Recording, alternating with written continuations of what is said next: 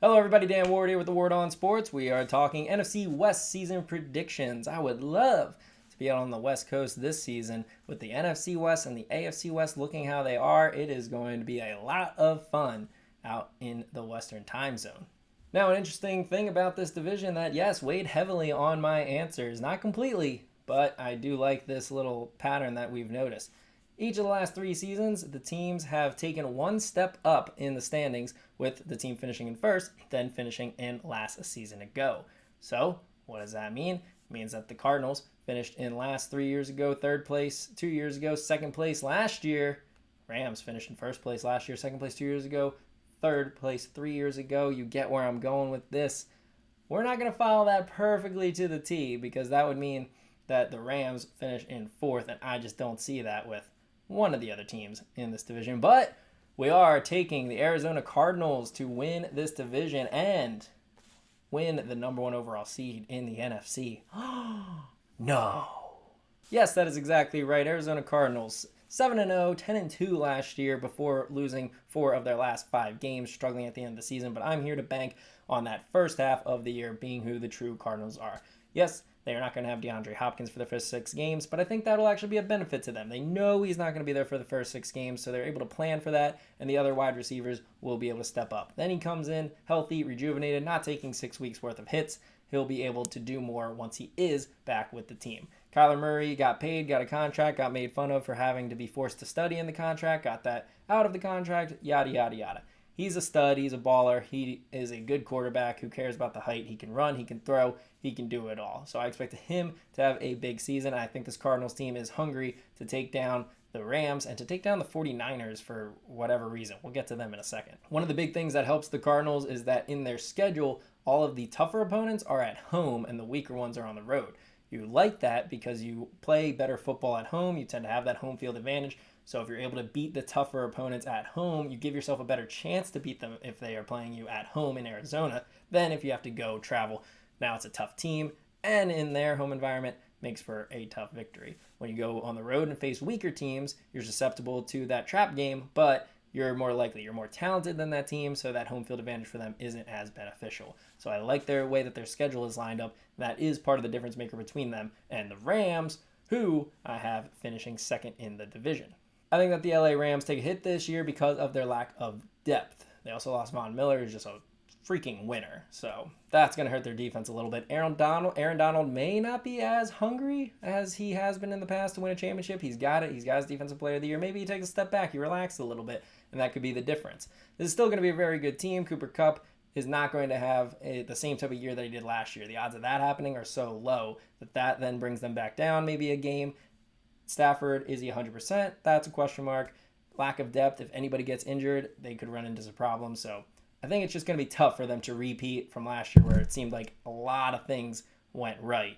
And this year, still a good team. Now, it is tough. I have a lot of teams finishing right around that 10-win mark. They're going to have to win some head-to-head battles in order to beat out the Dallas Cowboys of the world or maybe the Packers or the Vikings of the world. So as of right now, I actually don't have them making the playoffs. Wild for the Super Bowl winner to not make the playoffs in the following season. But I wouldn't be surprised for them to win enough games to make the playoffs, even if it is a head-to-head with those 10 wins that I have them at.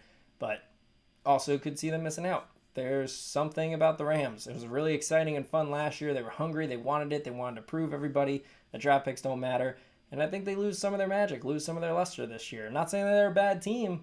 I just think that things aren't going to go as perfectly as planned as they did last year. The other big key difference between them and the Cardinals is that the Rams have to play Tampa Bay and New Orleans on the road and Green Bay in December in Green Bay. Meanwhile, the Cardinals get Tampa Bay and New Orleans in Arizona, and they avoid Green Bay altogether. So that's a 3-game swing potentially. If the Cardinals can win those 2 games and then they get an easier opponent than the Packers, Rams could easily lose all 3 of those games with how I predict those seasons to happen for those other teams, and that could be the big difference maker right there. So schedule definitely on the side of the Cardinals as well. Then the 49ers are my third place team with only 7 wins, and I'm almost feeling like that was generous for me for how bad I think they're going to be. I just don't understand the hype surrounding this team.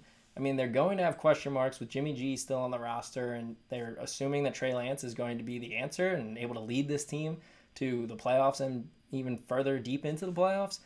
I don't know. Who is going to step up? George Kittle had a lot of ups and downs last year, and a lot of downs specifically.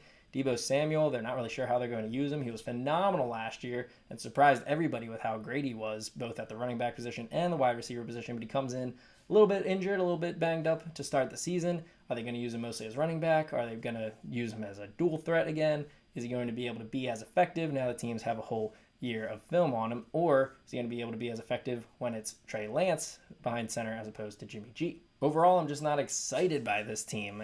They're supposed to have a good defense. Who knows about the offense? Can the running backs do interesting things? Can they be good running backs? Having several of them, is Elijah Mitchell going to set himself apart?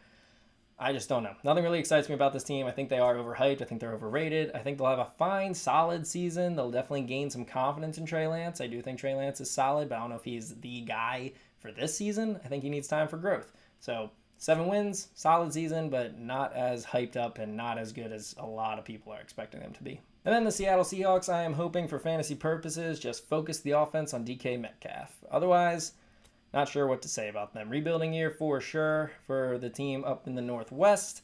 Their defense is not what it used to be and what we came to know success meaning for the Seattle Seahawks. Geno Smith, Drew Lock, does it matter who's at quarterback? Probably not. Rashad Penny could have a solid year. DK Metcalf, is he good because of Russell Wilson, or is he just a good wide receiver? Hopefully it's the latter. A lot of people are expecting Tyler Lockett to suffer from not having Russell Wilson anymore. Again, defense not going to be good. The O-line was a huge problem for Wilson last year, not really projected to be much better, and now you have much less mobile quarterbacks in Smith and Locke. Very tough division, pretty tough conference. Rebuilding year for the Seahawks, looking to retool and figure things out for next season. Cardinals coming out on top, completing that trend of teams going from last to first in a 4-year span over the last 4 seasons in the NFC West. Los Angeles Rams potentially making the playoffs, but missing it out just slightly for me this year. 49ers not living up to a lot of people's expectations, but definitely living up or down to mine. And the Seattle Seahawks, rebuilding year, tough year for the Seahawks. That's my NFC West predictions. We make it quick, we make it fast, we make it easy. Make sure to watch all the other division predictions. Talk to you all later. Yeah, so I'ma fake it till I make it. Positive thoughts are overtaken, I got patience. One day at a time is how you operate a cadence. A flow, you grow, you show yourself a foundation.